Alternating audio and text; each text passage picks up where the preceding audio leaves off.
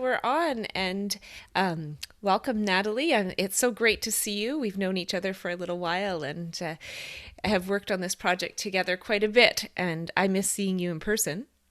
It's nice to be here. Thank you very much for inviting me. So, we're going to have a little session this morning, just a little chat on your background with Cadenza, how you use it, and the benefits that you've found that it gives you in your teaching.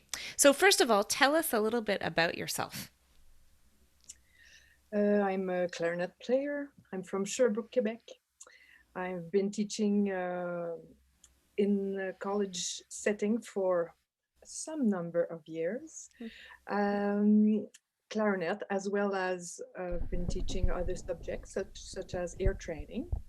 I'm now a PhD candidate at Université Laval. I'm really interested in this self-regulation idea, and it all originated from the project we were in together, the iScore and the music tool suite, from which Cadenza is um, a great asset. So Great. I'm here today to talk to you about my use of Cadenza, and I've been using it in a group setting in ear training at the college level since 2 years, 2 3 years, Yes, that's right. and Yeah. as well as with my university students on a one-on-one basis. Okay, great. So that was one of the reasons that I wanted to speak to you today because I know you're so versatile with the tool and we do get questions from outside users wondering what age to use Cadenza with and if it can be used in post-secondary, and we often refer to your use as the example of course it can be used. Self-regulation can be used at all age levels. So I think you've already answered how long you've been using Cadenza. How did you originally find out about Cadenza? Um, through the through the project we were in together. At first, I thought it was more um, an app which we required the use of an Apple device, and when I realized that it was um, available to any users, then I it came all back together, and I said, "This is the continuation of the iTool score." So the iScore tool. So this is it really is a continuation for my pedagogy. So it I believe I remember that exact it's day that you through that you through realized your this will work. your private lesson Yeah, that's that great. I came back on track. Yeah. And so the age groups that you're using it with, I know you've explained a little bit, but could you go into a little bit more depth about exactly what age group you're using it with? It's a public college, so after high school, they have 2 years of musical training. It's a diplôme d'études collégiales. So they are 17 to 19, and then they go on to university, either in music or in other subjects. So they have an array of courses they are required to take. They have their instruments, of course. They have history courses and ear training classes, and it's in the ear training classes, especially at the end of the program. They have 4 ear training courses, so it's at the end of the program that I use Cadenza with them with the feature group lessons. I ask them 2 or 3 vocal what I call activities in which they either sing arpeggiated chords on the same bass or either sight read, and I ask them to record um, their performance, or even do duets. So they give me three artifacts or three recordings, and they share it with me.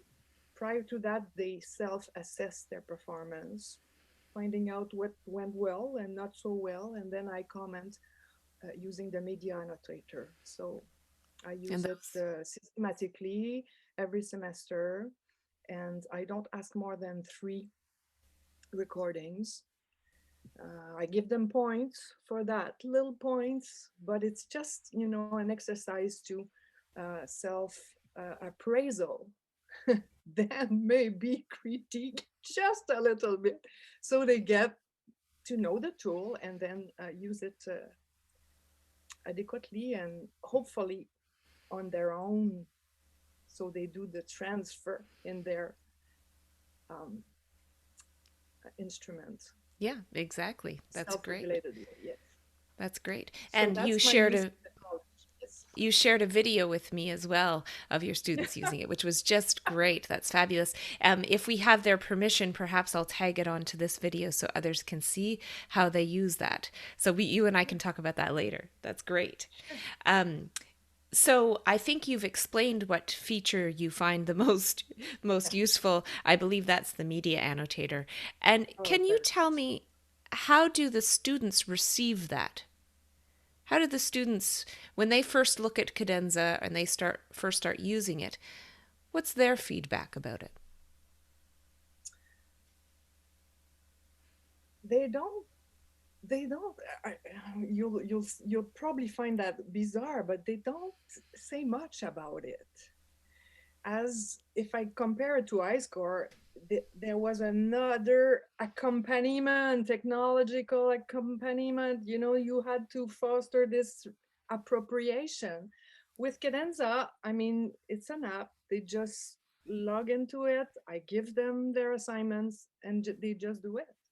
Oh, that's So great. it's It's it very goes without saying. It goes right. without saying the appropriation of the tool. Um, of course, it's an effort for them to annotate the video. If I Right. ask them too much to do it, they'll find it, they'll be uneasy about it.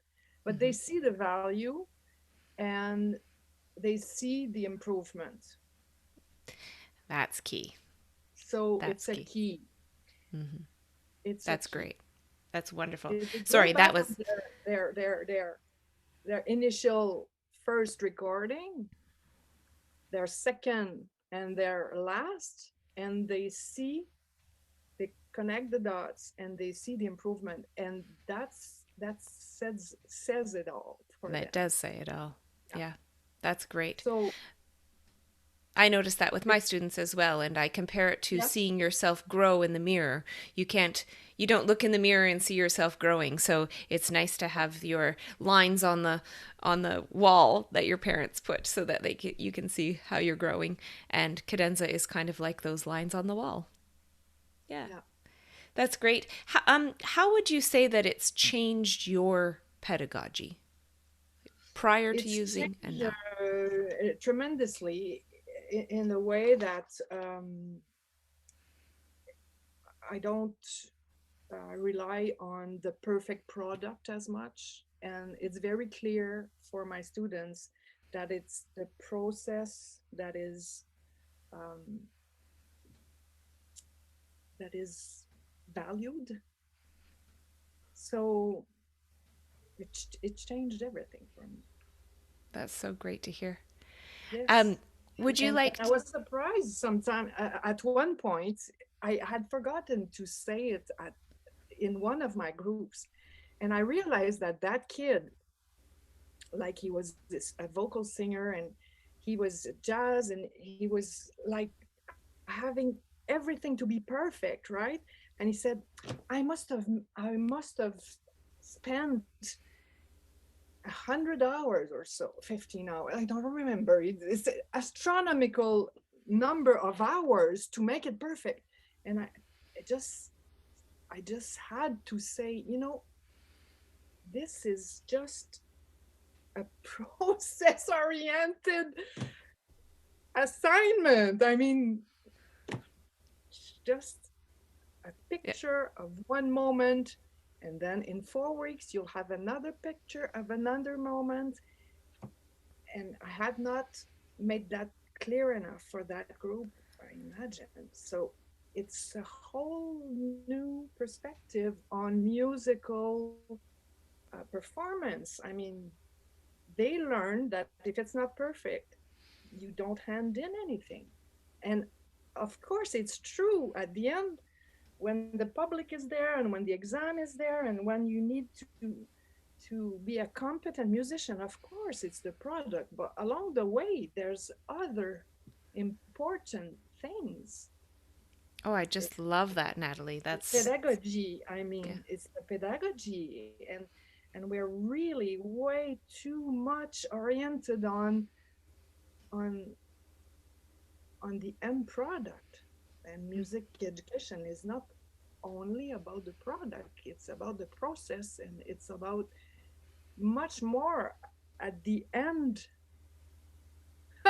Yeah, along the life line, right? absolutely. Yes. Yeah. Life So lessons as well. this is the orientation that really um, uh, colored my pedagogy for the last 10 years. Yes. Pretty Yeah. much Been so. about 10 years. Yeah. That's great. Pretty much so.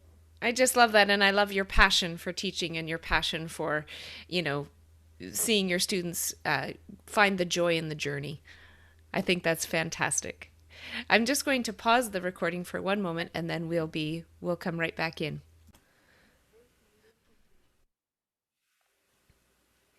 Okay, so we're back recording here. We brought up a screen share so that you can see how Natalie uses the group lessons. So this is the group lesson area. It can be found if you click on this teacher icon right here at list of group lessons, and then it will bring up any previous group lessons that you've made, or you can create a new group lesson over here. If I use the drop down list, I can see which students I have shared a particular lesson with. And if I wanted to assign it to more students, I can click right here and add any students in that I might want to add. And so if we go over to the students' group lessons, we can see two different ways of using the group lessons for ear training. So personally, I've used it to upload media annotations of ear training questions. So I have 3 videos here that I've shared with 3 of my students who are all working on their level 4 piano. And so they go through, and there's an interval video, there's a clapback playback video, and a chord naming video. And they can go in and use the media annotator to answer those questions. Natalie uses the group lesson to create a task. And I'm just going to go to edit task here. And Natalie, would you like to just describe how we made this assignment?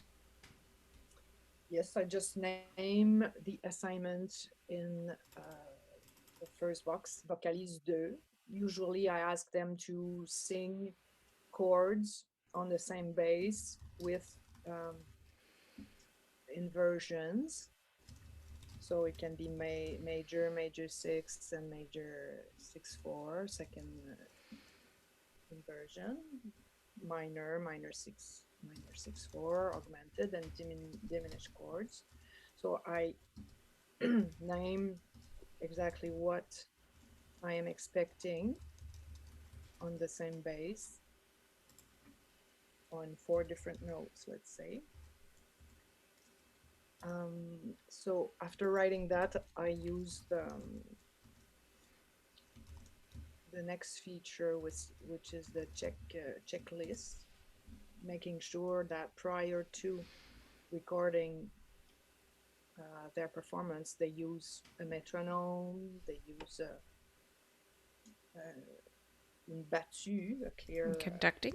conducting pattern beat, that they upload it to the media annotator that they don't forget, and they annotate their own performance and then share it with me.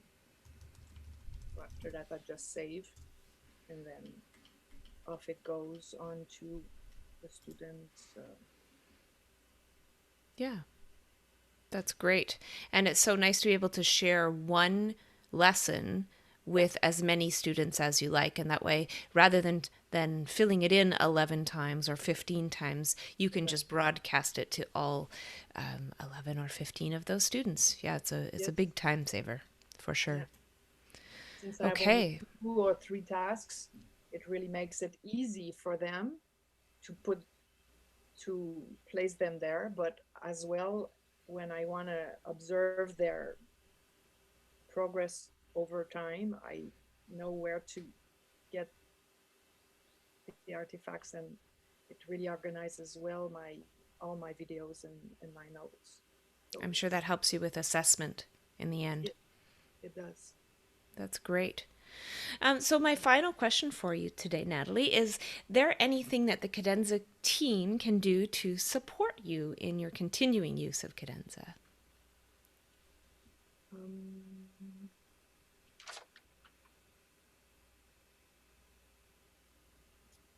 it would be nice to find out how other teachers use the tool. You know, the Yeah. good practice um, tricks, and because one challenging way that remains in using the tool is, how do we get the student to do it by himself, you know? Yeah. So Yeah. I would like that. I would like other teachers to share, and you're obviously contributing in an immense way by recording a few other teachers. But Yeah. that is, Yeah. I you think know, this building really a helps. community of practice is very interesting and intriguing, and so Well, now that you've shared your use of Cadenza and all of your tips and tricks, that will come back to you manyfold, I'm sure. yes, And be sure to check out. We had a lovely chat all together, and we made a PDF of tips and tricks for student engagement. So for and sort of drawing the student in little tips and tricks that you can do, yeah, for engagement. So I'll share that with you later. Actually, it's in the Facebook group. okay. Yeah. So it was so great to see you, Nathalie, and thank you for sharing. And again, your passion for pedagogy and nurturing your students is so evident, and I really appreciate speaking with you today.